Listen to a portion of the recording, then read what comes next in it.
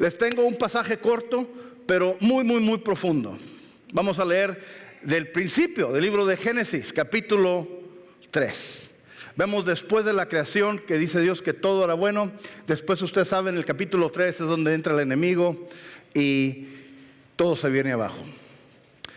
Entra el pecado, los hombres le dan la espalda a Dios y la humanidad se viene en declive.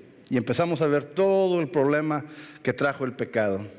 Y eso, ¿cuántos saben que el pecado tiene consecuencias? ¿Cuántos saben que toda decisión, toda acción tiene una consecuencia? Entonces hubo una decisión mala que se tomó en contra de Dios y vino una consecuencia. Cuando Dios está hablando con la mujer, con Eva, que va a ser la madre de todos los seres vivientes, de todos los humanos, esta es la consecuencia. Génesis 3:16, a la mujer le dijo Dios: multiplicaré tus dolores en el parto y darás a luz a tus hijos con dolor. Darás luz a tus hijos con dolor. Quiero hablarles del dolor y del gozo de ser madres. Oremos. Señor Padre, te doy gracias por tu palabra.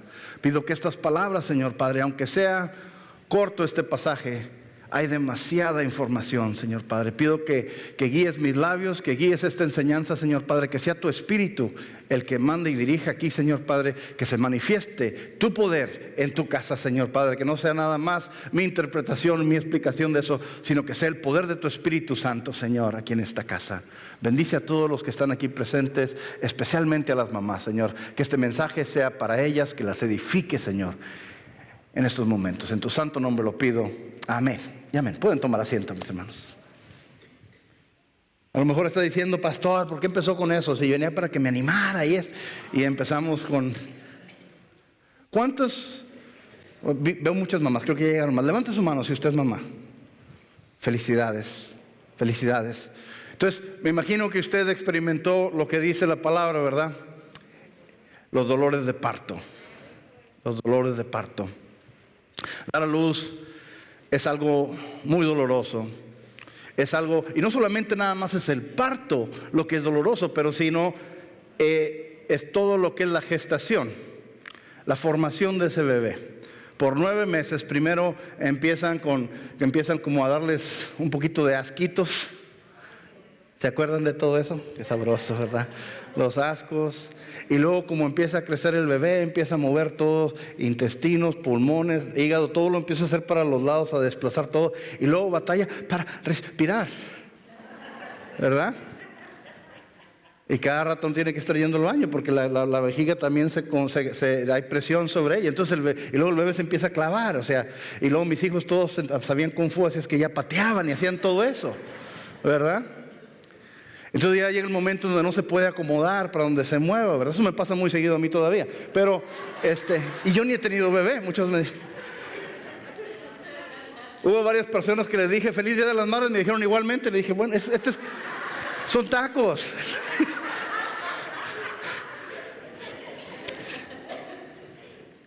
Pero es muy incómodo, es difícil dormir. Es difícil estar a gusto. No puede comer muchas cosas, ¿verdad? Ya porque el doctor le dice, no puede comer esto, no puede. Y como cosa adrede, es lo que se le antoja, ¿verdad? Yo me acuerdo que tenía unos antojos tremendos. O sea, fresas con crema y pepino a medianoche. Y no quería ir mi esposa por atraérmelas. O sea, yo estaba ahí, pues, ¿qué voy? No, a mí me daban los antojos. No sé si a usted, señor, le pasó lo mismo, pero a mí me daban antojos también. Pero no, o sea, es algo muy difícil, es algo doloroso. Y inclusive dar a luz es algo fuerte. Imagino que todas las mamás, especialmente las mamás primerizas, el peor temor que tienen es el parto, ¿verdad? Porque han escuchado horrores. No, pues yo tuve un parto de 36 horas. Y yo tuve uno. Se tarda más en dar luz a un bebé que muchas veces hacer chili en el crockpot, ¿verdad? Se tarda menos. Sale más rápido ahí. Y es es algo bien difícil. Me acuerdo, yo estuve en todos los partos de mis bebés. Yo corté los ombligos, así es que verdaderamente conozco a mi esposa por dentro y por fuera, porque varias fueron cesáreas.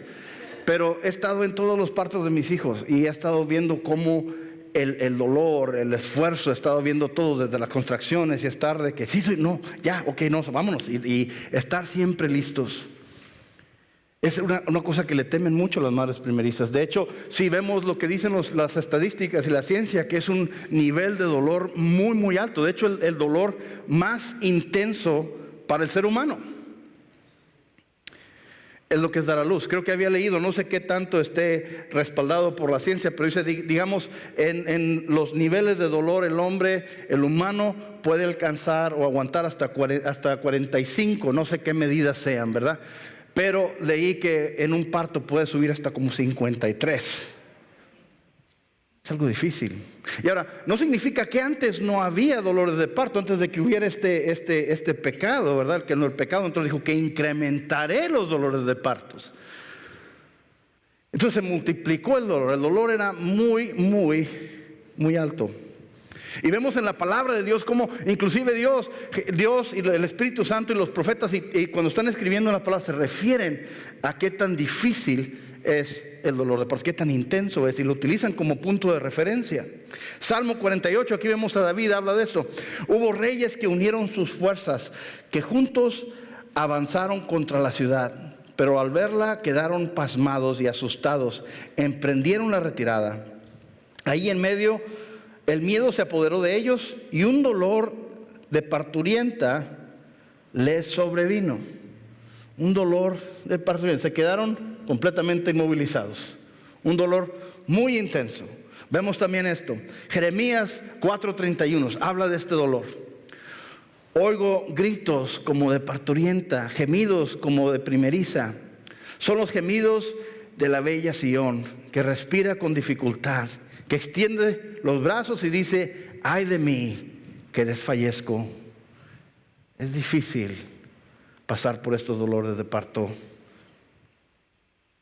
Jeremías 49:24 dice, Damasco desfallece. Trató de huir, pero la dominó el pánico. Se halla presa de la angustia y el dolor como si estuviera de parto. Y estos son nada más 3 ejemplos hay como 20 y tantos diferentes referencias a estos dolores de parto en la palabra. Como están diciendo cómo la gente recibe, como ejércitos enemigos en la presencia del Señor estaban en una situación así que era que estaban inmovilizados por dolor, por este intenso dolor. Pero así es como comienza la vida. Si no fuera por ese dolor de parto, no empezaría la vida como la conocemos. Tiene que pasar uno por esa experiencia. Toda madre tiene que pasar por esa experiencia para poder dar a luz. Pero ¿cuántos saben que el parto es lo fácil? Cuando comparamos las cosas. Hay un dicho, ¿verdad? Que dice, es más madre la que crió que la que parió, ¿verdad? Es más madre la que crió que la que parió. Porque el dolor dura y no quiero minimizar el dolor, no quiero minimizar la experiencia de dar a luz, no quiero minimizar eso. Pero ¿cuántos saben que eso dura nada más unas cuantas horas y luego se acaba? ¿Qué es lo más difícil? ¿Por qué criarlo es más difícil? ¿Por qué criar a un hijo o una hija es más doloroso? ¿Por qué? Porque empezamos primero a criarlos y muchas veces están chiquitos, están bebitos, y los vemos tan indefensos que inmediatamente tenemos que estarlos cuidando. Y como mamás estar inmediatamente atentas a cualquier necesidad. No sé si a usted le pasó esto, mamá, que antes dormía bien padre, ¿verdad? Se dormía y le podía pasar el tren por encima y ni se daba cuenta. ¿Alguna mamá sí? Vamos a ver. No le vamos a decir a nadie. Y el momento que tuvo el primer bebé, nada más con que se moviera tantito se levantaba. ¿A alguien le pasó eso? ¿Sí? Ahora sí, ¿verdad? Sí, yo sí me levanto. ¿Cuántos saben que hay un cambio fisiológico, neuronal en el cerebro? Hay una parte del cerebro, se llama la formación reticulada, o es como una red, imagínense. La formación reticulada es una parte del cerebro y eso produce ciertas hormonas y hace que usted esté más sensitiva a cualquier sonido, especialmente los sonidos de los bebés. Por eso cuando el niño nada más hace cualquier ruidito y usted está bien dormida, inmediatamente se levanta. ¿Cómo funciona el Señor, verdad? ¿Cómo está usted? ¿Cuántos de ustedes pueden escuchar un grupo de niños gritando, pero entre ellos puede usted reconocer la voz del suyo? ¿Cuántas mamás podían nada más con escuchar llorar al niño saber por qué estaba llorando? Fíjese nada más cómo está tan estrecha esa relación. El ombligo ya se cortó, pero hay todavía alguna conexión tremenda. ¿Y qué pasa cuando ese niño se enferma? ¿Qué pasa cuando ese niño está malito, está esto, está lo otro, le está pasando algo, le pasa un accidente, se cae, se golpea, le rompen su corazón por primera vez? ¿Cómo se siente usted, mamá? Me acuerdo que yo le digo a mi esposa, ¿verdad? ¿Cómo le hago burla, verdad? Porque a veces me dice, yo nunca le hago burla a ella, pero me dice, me acuerdo que de repente, cuando estaban más chiquitos los niños, se levantaba, es que tienen frío los niños. ¿Cómo sabes? Dije, bueno, ¿qué número va a ganar la lotería? O sea, pues a lo mejor sacar algo de beneficio, ¿no? Es que tienen frío los niños. Es que los niños tienen hambre. ¿Cómo sabes? Pero después ya le agarré la onda. Le preguntaba, ¿tienes frío tú? Sí. Pues porque ella tiene frío, entonces los niños tienen frío. Si tiene hambre ella. Entonces Dios por eso le decía, los niños quieren ir al Border Foundry a comprarse un bistec. Pero como que no me creyó, así que no funcionó. Pero a lo que voy es que hay esa conexión tan fuerte, ¿verdad? Esa conexión tan estrecha que conocemos y las madres sienten exactamente qué está pasando con los hijos. Pero lo mismo cuando hay un dolor, cuando hay una enfermedad. ¿Quién lleva la carga de esto? ¿Quién carga con esa cruz? Cuando nuestros hijos les dan besos y los alaban y los halagan, ¿quién recibe esos halagos? ¿Quién recibe esos besos? ¿Mamá? La mamá. La mamá. ¿Ven qué tan conectado está eso? Cuando le rechazan a su hijo, se sienten rechazadas. Es algo que siempre está. Entonces, es algo que es tan bello, pero al mismo tiempo tan doloroso. Porque ¿cuántos saben que crecer y madurar no es una cosa fácil? Para poder aprender, para poder madurar, tenemos que pasar por qué tipo de cosas.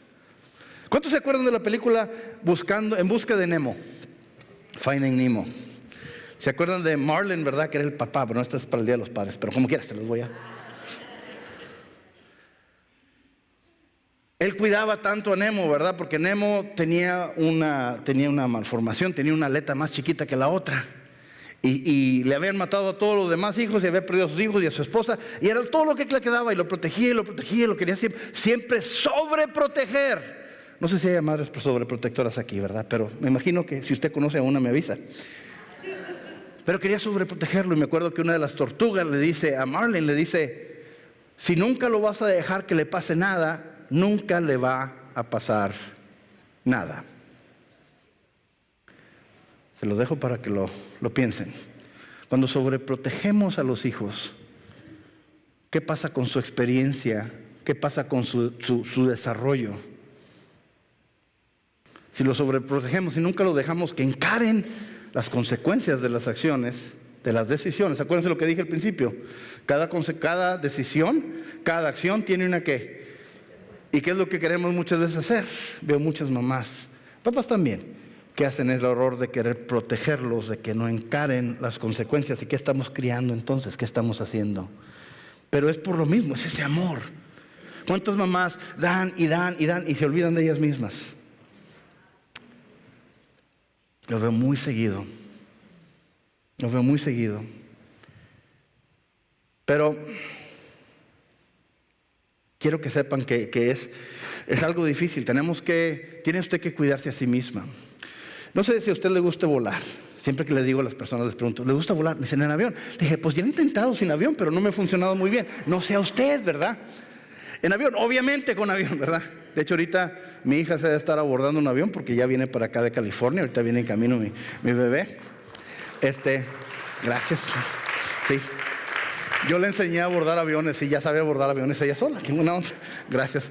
Pero me acuerdo que ella, ahorita que está ahí arriba, le va a estar escuchando a la azafata que les va a estar dando las instrucciones. Y una de las instrucciones les va a decir, si hay un cambio de presión en la cabina, va a salir una máscara de oxígeno. Por favor, póngase la máscara en su boca y ponga la liga sobre su cabeza y respire normalmente, como si fueran a respirar normalmente si eso pasara, ¿verdad? Respire normalmente. Y luego dicen esta instrucción, mamás, quiero que pongan mucha atención, mamás. Si usted trae niños o lo acompaña niños, póngase la máscara usted primero y después ayúdele. ¿Por qué le dicen eso? Porque si usted no se pone la máscara, los niños están respirando. Póngase usted la máscara para que pueda ayudarle a los niños. Uno de los problemas que veo con las mamás, quieren poner la máscara a los niños y ya no saben, y ya se la ponen a un niño equivocado. Y están ya porque no están ellas cuidándose a sí mismas. Pero esa es la cultura, eso es lo que queremos tanto a nuestros hijos, que nos olvidamos de nosotros mismos. Los ponemos como plato de segunda mesa. Miren lo que dice la palabra aquí.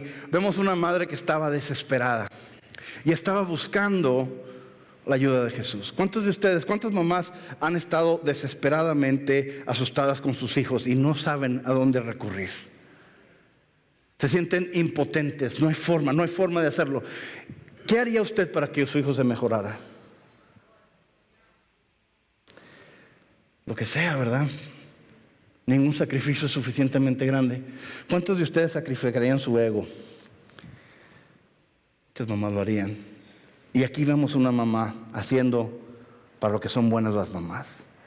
Miren, está Jesús en un área de Tiro y de Sidón, que es en el noroeste de lo que es ahora el país se me olvida el nombre de este país. Anyway, estaba en el norte y era un área donde vivían puros gentiles, en Tiro y Sidón. Y entonces está Jesús ahí. Y está como incógnito, no quiere que nadie sepa que está ahí.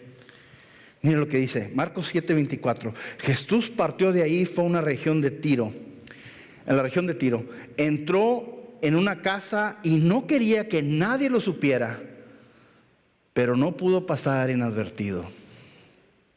De hecho, muy pronto se enteró de su llegada una mujer que tenía una niña poseída por un espíritu maligno, así que fue y se arrojó a sus pies.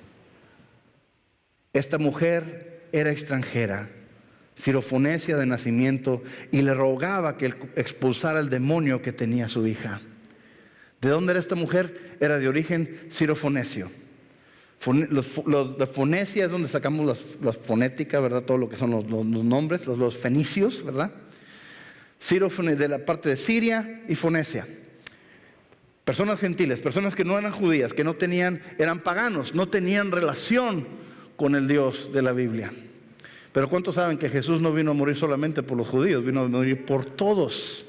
Y Él estaba ahí y se encuentra con esta mujer que estaba desesperada. Y mire lo que ocurre. Se pone a sus pies y le empieza a rogar. Le empieza a rogar ayuda. Versículo 27. Deja que primero se sacien los hijos, replicó Jesús, porque no está bien quitarles el pan a los hijos y echárselo a los perros. Mire lo que le dice Jesús. Ella está desesperada. Y lo que le está diciendo Jesús, no está bien que le quite la bendición a mis hijos, a los judíos, ¿verdad? En ese entonces, y dárselo a los ¿qué? Déjenme hablarles, mamás. ¿Cuántos de ustedes cómo hubieran reaccionado si Jesús les hubiera dicho eso? Exactamente. Ofendidas, enojadas. O sea, hubiera habido algo tremendo. Recibió una ofensa muy dura, muy fuerte lo que le dijo. Lo que le está diciendo Jesús es: tú no eres parte. Tú no eres parte de la promesa. Tú no tienes parte de esto. Tú no eres digna de esto. Tú eres una extranjera. Me imagino que con las ideas modernas muchas personas se hubieran ofendido completamente y decían que Jesús está siendo racista, está teniendo preferencias. Pero ¿cuántos saben que Jesús es omnisciente? Y la mujer, ¿qué hace? Jesús tenía un propósito, él sabía lo que estaba pasando aquí. La mujer escucha eso y mire cómo reacciona esta mujer, que estaba así de desesperada, pero sabía exactamente con quién estaba hablando. Sí, Señor, respondió la mujer, pero hasta los perros comen debajo de la mesa de las migajas que dejan los hijos.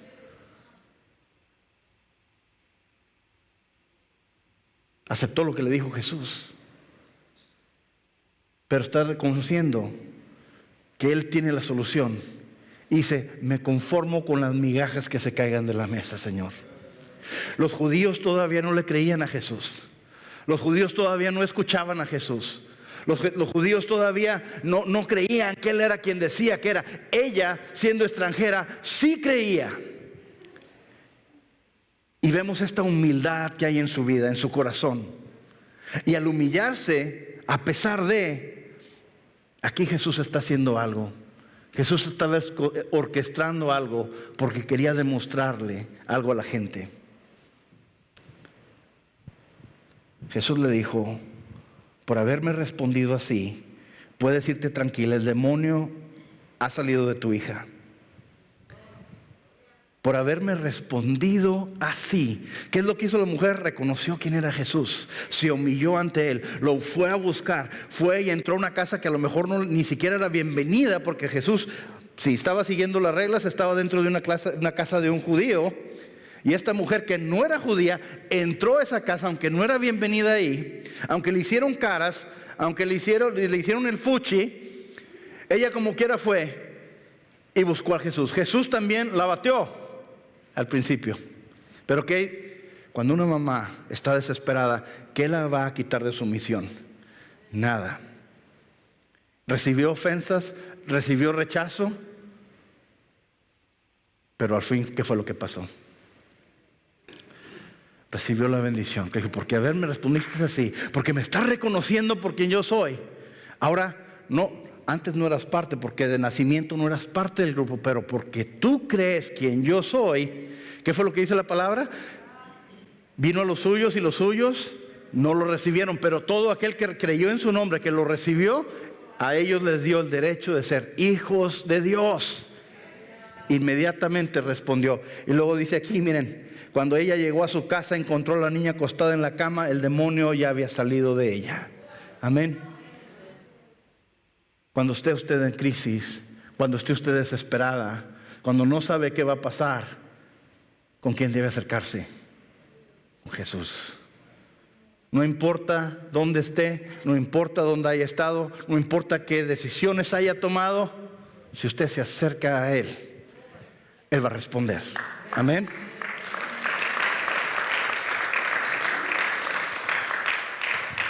No es fácil ser mamá, porque yo he visto a mi esposa, y para mí es una de las mejores mamás del mundo, es la mejor mamá del mundo. La he visto cuando compraba papel de ese butcher paper, ¿verdad? En blanco, y compraba colores y pinturas y lo ponía, y tenía a los niños ahí pintando, y andaba ella. Y siempre, disculpa que te voy a exponer, corazón, siempre se está cuestionando su habilidad como mamá. Pero creo que no es la única. ¿Cuántas mamás siempre constantemente se están: no soy buena mamá, he fallado en esto, he fallado en... ¿Cuántas mamás hay así? Nuestro enemigo de nuestras almas, Satán, diabolos en el griego, significa el acusador. Y siempre está constantemente. ¿Con qué vino? Cuando vino a atacar a Jesús, ¿qué le dijo? Si eres el Hijo de Dios, si eres buena mamá, No importa lo que hagas, no importa lo que hayas hecho, no importa qué tanta evidencia tengas de que has hecho lo mejor que puedes en ese entonces con el conocimiento que tenías. Y los recursos, va a venir el enemigo y va a decirte, si eres buena mamá, va a empezar a hacerte cuestionar. Va a empezar a hacerte sentir como un fracaso. ¿Y cómo se va a reflejar? ¿Cuántos han tenido hijos que han cometido errores? ¿Cuántos han tenido hijos que han cometido errores gruesos? Que han hecho cosas que nunca deberían haber hecho. ¿Y cómo se siente usted como madre? Pues los papás nos sentimos así, pero las mamás sí, no sé qué. ¿Cómo se ha sentido usted como madre? La pregunta es siempre, ¿en qué fallé? ¿En qué fallé? Vemos a nuestros hijos sufrir las malas decisiones que tomaron.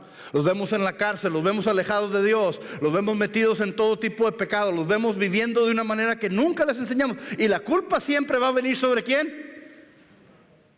Sobre nosotros. Bueno, sobre ustedes, ¿verdad? Me estoy incluyendo con ustedes, mamá.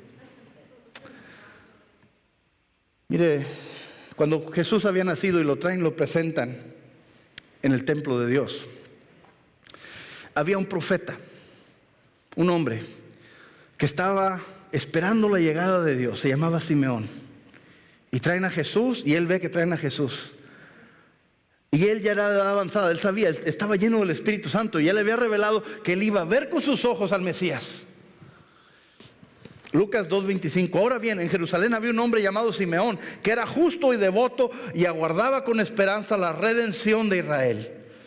El Espíritu Santo estaba con él, y había revelado que no moriría sin antes ver al Cristo del Señor.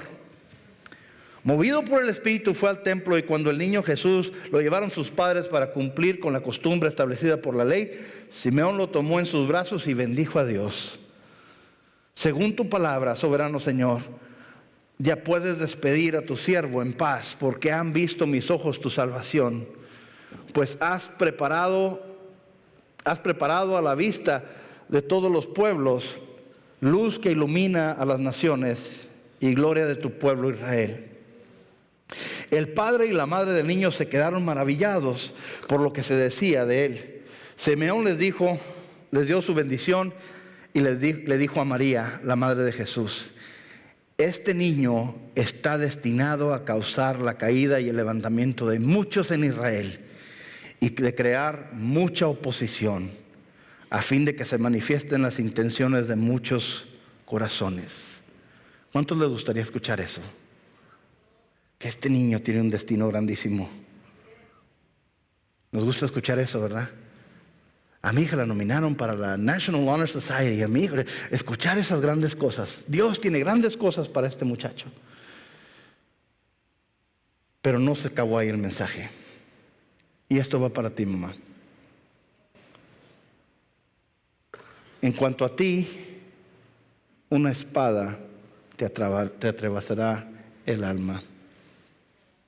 En cuanto a ti, mamá, todas estas grandes cosas van a pasar, pero en el proceso, una espada te atravesará el alma. Una de las traducciones dice el corazón. Está diciendo eso María. ¿Qué es lo que iba a ver María?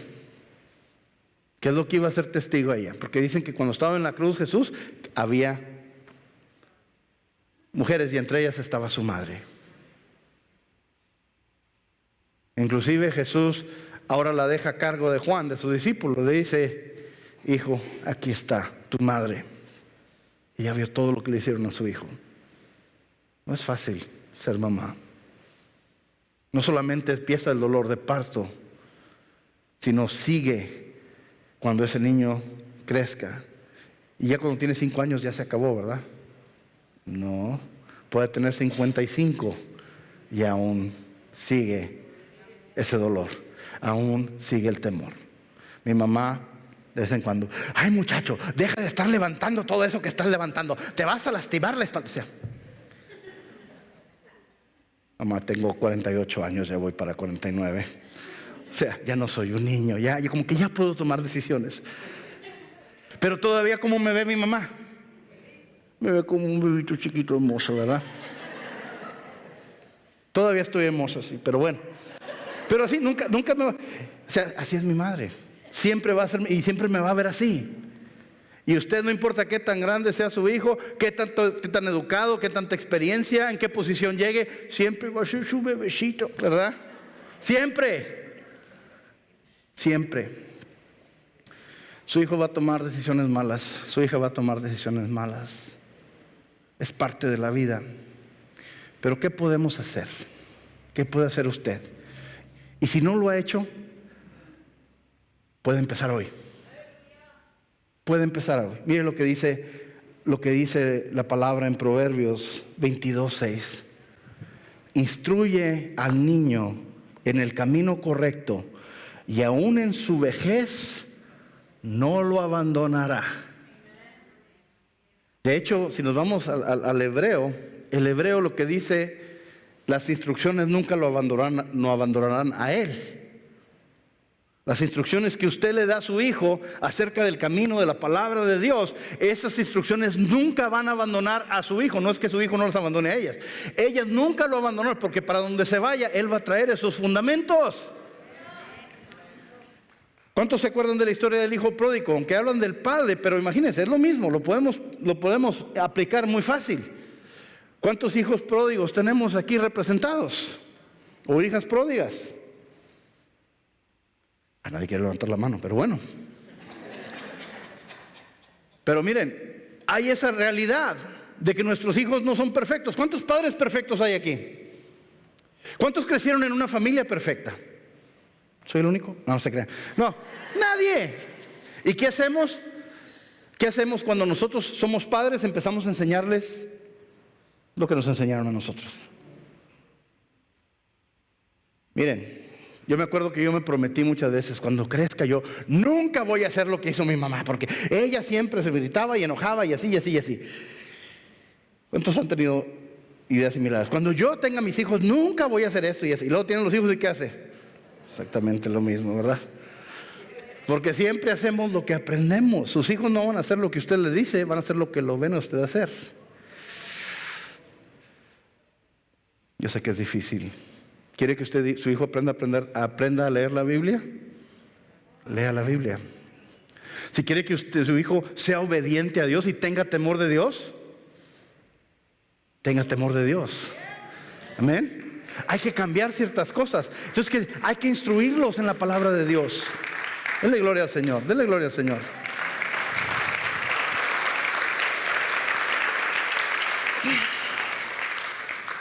¿Cuántos estaban escuchando esta canción de la bendición? Tus hijos y los hijos de tus hijos y los de los hijos de los hijos y hasta 1000 generaciones. ¿Cuántos saben que esas no son palabras que alguien nada más inventó? O sea, eso es bíblico. Éxodo capítulo 20. Y el Éxodo, esto no es el último verso de Éxodo que voy a hacer, este es otro libro de Éxodo. Éxodo capítulo 20 menciona algo muy importante. Éxodo capítulo 20 dice que yo soy el único Dios. Empieza a dar los 10 mandamientos. Y luego empieza a hablar de que no tendrás ídolos delante de mí. Dice, porque visitaré los pecados del padre con los hijos y los hijos de los hijos, y a la 3ª y 4ª generación. Lo que le llaman esas maldiciones generacionales, ¿verdad? Si usted no cree en ellas, nada más fíjese en el alcoholismo, por ejemplo. ¿Qué pasa en el alcoholismo? Generación tras generación tras generación. Violencia doméstica, ¿qué es lo que pasa? Generación tras generación tras generación tras generación. ¿Verdad? Usted mencione cualquier idolatría, ¿verdad? Tengo un alcohólico, el ídolo es el alcohol. Pero ponga usted cualquier tipo de idolatría ahí, generación tras generación tras generación tras generación. Pero ¿qué dice la palabra de Dios? Pero perdonando a 1000 generaciones de aquellos que me aman y obedecen mis mandamientos. ¿Perdonando a cuántos? A 1000 generaciones. Mis hermanos, es muy importante, hermanitas, mamás, enséñele a los hijos. Pueden haber hecho 1000 malas decisiones y tener 1000 consecuencias, pero una buena decisión, entregarle su vida a Cristo, acercarse a Dios, eso puede cambiar todas ellas. Y no solamente en esa persona, sino la próxima generación, y a la próxima generación, y a la próxima generación, y 1000 generaciones de ellas. La solución de cualquier cosa es muy fácil. Cambie su vida, entréguese a Cristo, obedezca al Señor y sus hijos van a seguir. Enséñeles, instrúyeles. Mi último punto es este. Ya hablamos de todo el dolor, ya hablamos de toda la dificultad, pero ¿cuántas de ustedes, mamás, dirían, está tan difícil que quiero dejar de ser mamá, ya no quiero ser mamá? ¿Cuántos dirían no?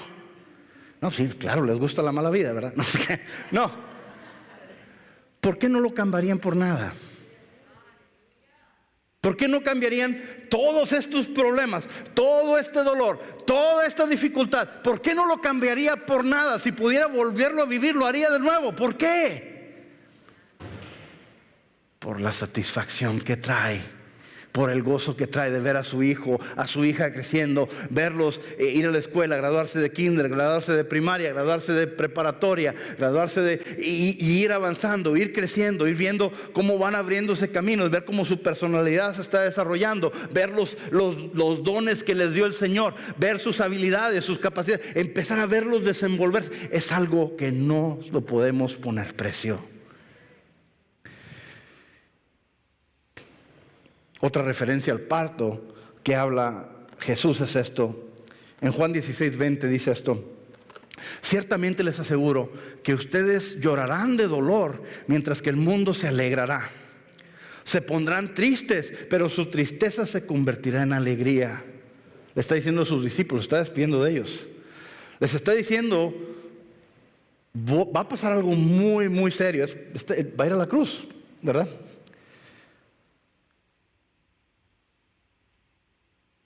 Pero su tristeza se convertirá en alegría. Quiero que le escuchen, mamá. ¿Cuántas mamás hay aquí? Escúchenme.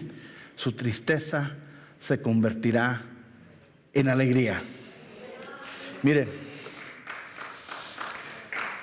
la mujer que está por dar a luz siente dolores porque ha llegado su momento, pero en cuanto nace la criatura, se olvida su angustia por la alegría de haber traído al mundo un nuevo ser. Lo mismo les pasa a ustedes. Ahora están tristes, pero cuando vuelva a verlos se alegrarán y nadie les va a quitar esa alegría. En aquel día ya no me preguntarán nada. No habrá nada que preguntar. Ya no me preguntarán nada. Ciertamente les aseguro que mi Padre les dará todo lo que le pidan en mi nombre. ¿Cuántos de ustedes saben que somos pasajeros en este mundo? Nosotros y nuestros hijos son pasajeros. Vamos nada más de pasada. Si usted ha hecho esa decisión, si usted sigue orando por sus hijos, si usted sigue peleando esa buena batalla de rodillas, cuando el Señor toque los corazones de sus hijos y ellos decidan acercarse a Él, ¿qué va a cambiar? Todo. Y no solamente en este mundo, pero en la eternidad. ¿Qué es lo que dice? Que nos dará,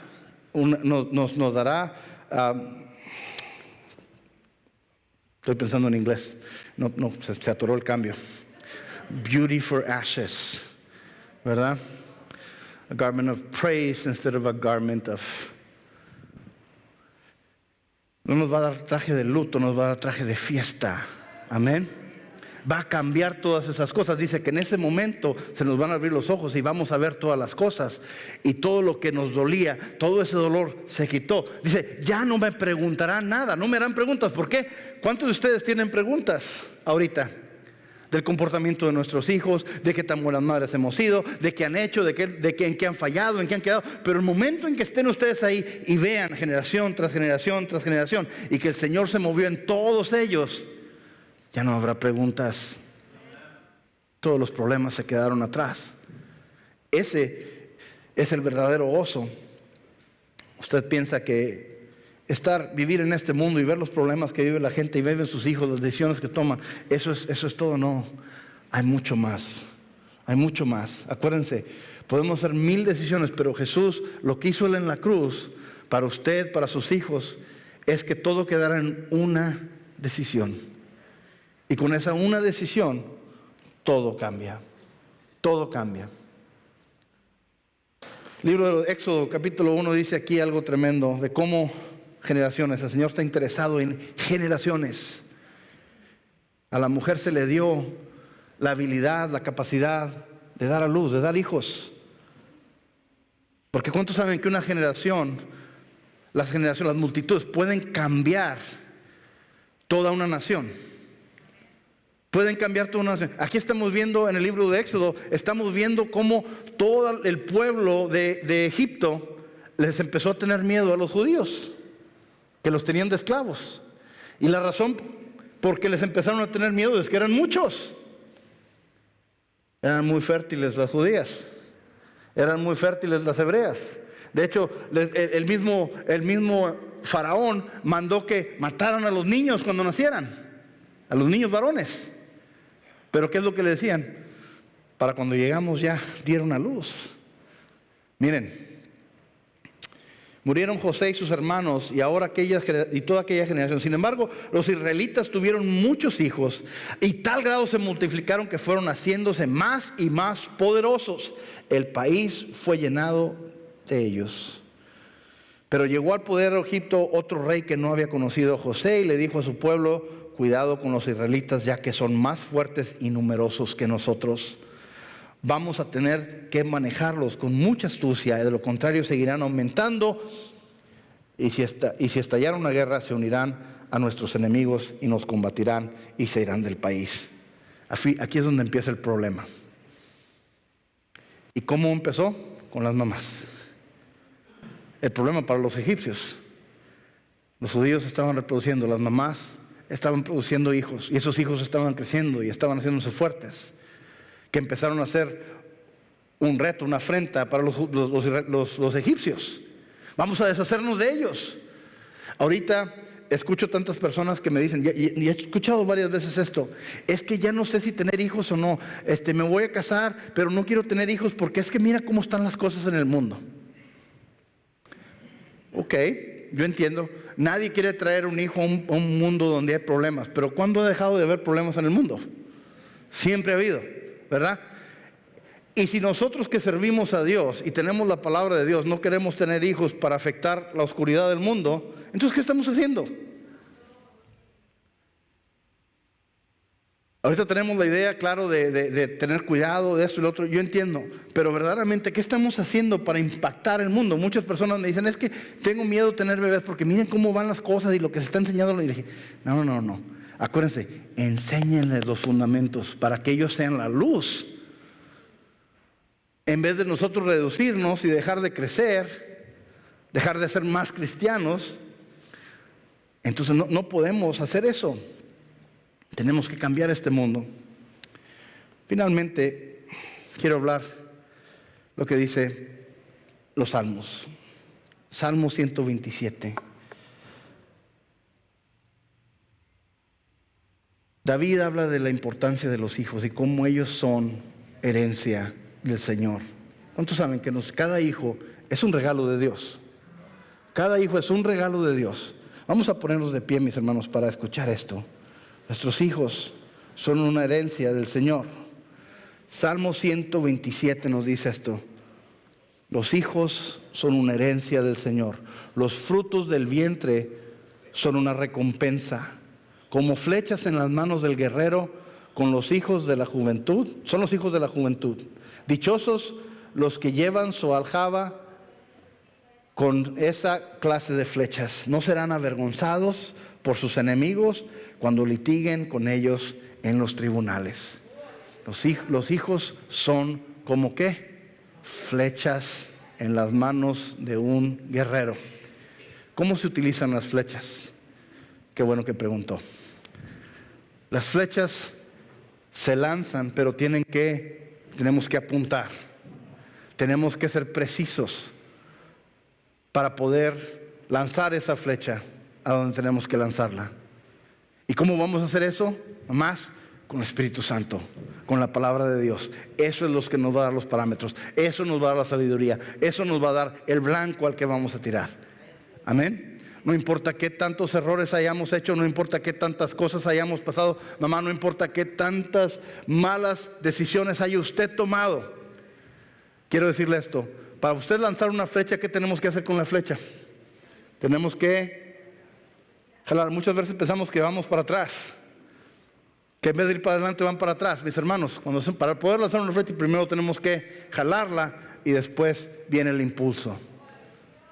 Mi hermana, si usted si ve que sus hijos han estado retrocediendo en vez de avanzando, a lo mejor el Señor está a punto de soltar esa cuerda y mandar a su hijo al destino que tiene para él. Sus oraciones están siendo escuchadas. Amén.